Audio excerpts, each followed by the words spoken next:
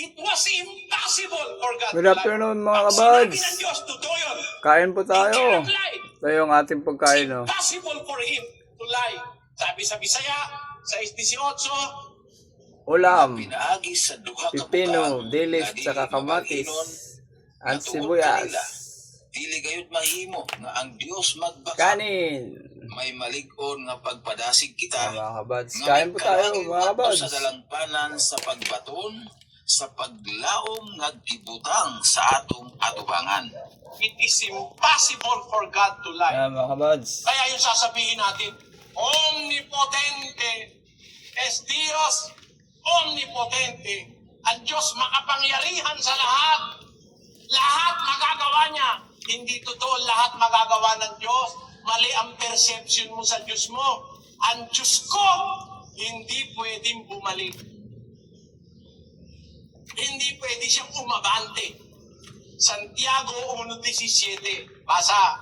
Ang bawat mabuting kaloob at ang bawat sakdal na kaloob ay pawang buhat sa itaas, na bumababa mula sa Ama ng mga ilaw, na sa Kanya'y walang pagbabago, ni kahit anino man ng pag-iiba. Ano?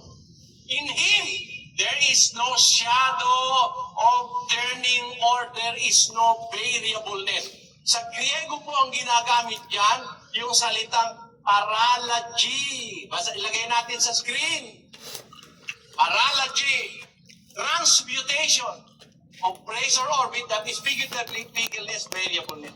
Walang transmutation sa Diyos. He cannot be lesser now or more tomorrow. No. He is always like that. Hindi siya pwedeng ma-diminish, hindi pwede siyang madagdagan, hindi pwede siyang mabawasan, hindi siya pwedeng magbago. Ganun ang Diyos ng Biblia. Hindi siya pwedeng magsinungaling. Lagi siyang tapat, lagi siyang totoo. Naintindihan mo na ba, kapatid? Thank you po, Brother Eli. Salamat po. Brother Eli, sa edad ko pong ito, matagal na po akong nakikinig sa mga kung sino-sino mga ngaral. Dati po akong Katoliko nung bata pa po ako, at ang turo po ay ang maliligtas, ang mamanahin po ay ang kaharian ng Diyos na doon sa langit. Yan po ay majority ng mga denomination, religious denomination, na ang kanila pong paniniwala, ang turo po ay sa langit po papunta ang mga maliligtas. Ano po ba ang mga batayan, Brother Eli? Pakibasag po ninyo sa banal na kasulatan ang mga chapter and verses na nagpapatunay na ang mamanahin ng mga maliligtas ay ang kaharian ng Diyos na doon sa langit. Alam niyo po kung ano mamanahin ng maliligtas. 2 Pedro 3:13. Kamatis. Ako po ang Nakalagay po dyan, ayon sa Pipino. kanyang pangako, ay naghihintay tayo ng bagong langit at ng bagong lupa.